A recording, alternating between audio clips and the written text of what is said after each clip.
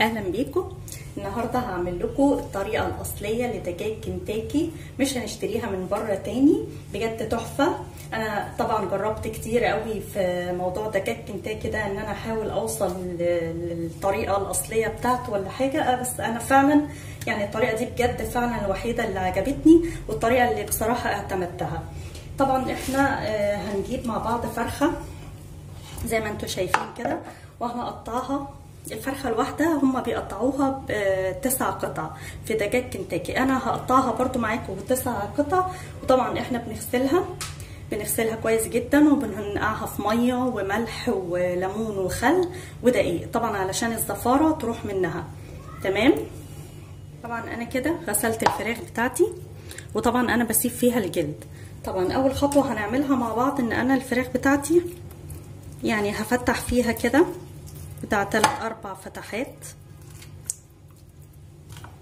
هعمل الحاجة دي في الطريقة في كل الفراخ بتاعتي، علشان لما انقعها تشرب التتبيلة كويس جدا. بجد يا جماعة التتبيلة دي حقيقي فعلا هتعجبكم قوي وهتعتمدوها يعني.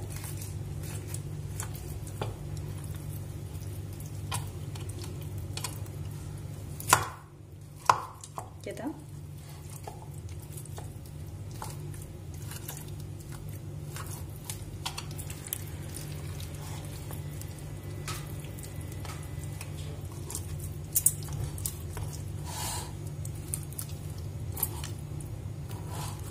بس كده احنا كده خلاص. بعد كده هنجيب المحلول بتاعي اللي هو بيكون عبارة عن لتر من المية،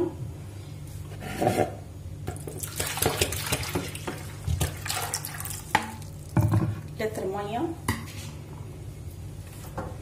هنحط له معلقه كبيره من الثوم البودر، حطينا نص معلقه من مرقه اللحمه اللي هي او مكسب الطعم، وهنحط معلقه الا ربع من البابريكا،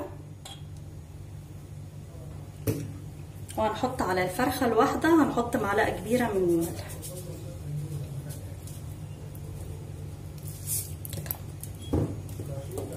تمام كده. طبعا الناس اللي بتحب الاكل بتاعها سبايسي هي بتزود معلقه من الشطه الناعمه، ونقلبهم كده مع بعض كويس.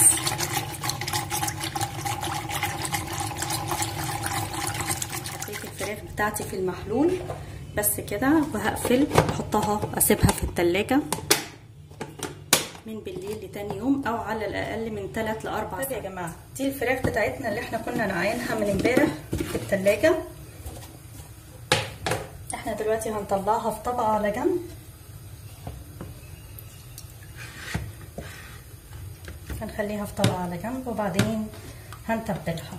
دلوقتي انا هحضر المكونات الجافه بتاعتي. هحتاج نص كيلو دقيق، عليهم نص معلقه كبيره من الملح،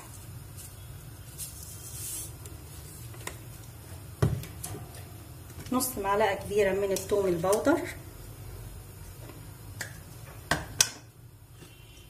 علشان تبقى هشه معايا وجميله. هحط على نص كيلو دقيق هحط ربع معلقه من البيكنج باودر او الكربونات اللي متاح عندكم. انا هحط من البيكنج باودر، هحط ربع معلقه صغيره. طيب معلقه كبيره من النشا على النص كيلو الدقيق، وطبعا مكترش.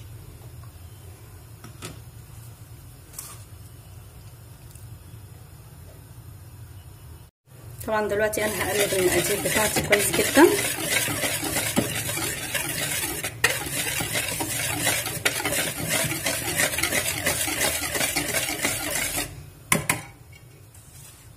كده انا خلاص المقادير الجافه جاهزه معايا. وطبعا احنا هنستخدم الميه اللي احنا كنا نعين فيها الفراخ هنستخدمها. طيب دلوقتي احنا هنعمل ايه؟ احنا هنجيب الفراخ وهنحطها في التتبيله.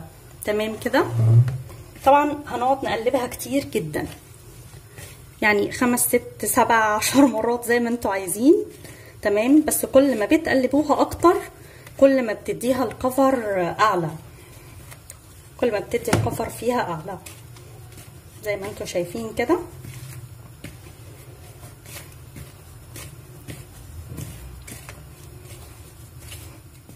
بصوا زي ما انتوا شايفين دي التعريجة اللي انا عايزاها. هخلص كل الكمية وهنروح بعد كده هنقليها في الزيت عشان هوريكم هتتقلي ازاي. هعمل لكم واحدة كمان عشان تشوفوا انا بعمل ايه.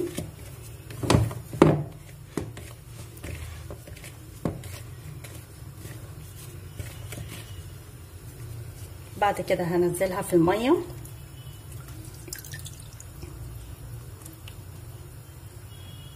بعد كده هرجع تاني بالدقيق.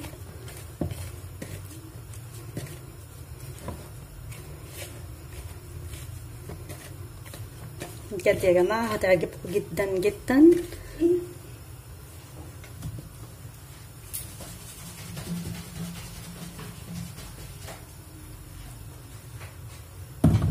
زي ما انتوا شايفين التعريجة بتاعتي، شايفين الكفر بتاعها عامل ازاي.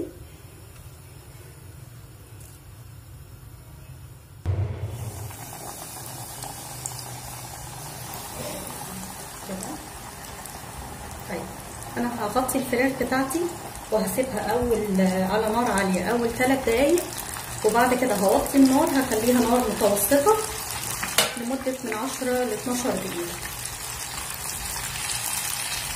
هخلي الغطا بتاع الحله موارد كده. وده كده شكلها، شايفين الكفر بتاعها شكله عامل ازاي. هنطلعها خلاص من الزيت وهنصفيها على نار. شايفين الكفر عامل ازاي. هنسيبها بقى على مصفى تصفي الزيت. هكون خلصت خلاص الكنتاكي بتاعي. هوريكم بس شكلها من جوه بيبقى عامل ازاي والقرمشه بتاعتها. شايفين مستويه ازاي من جوه. لو عجبكم الفيديو ما تنسوش تعملوا لايك وشير وتشتركوا في القناه عشان يوصل لكم كل جديد. اشوفكم على خير ان شاء الله.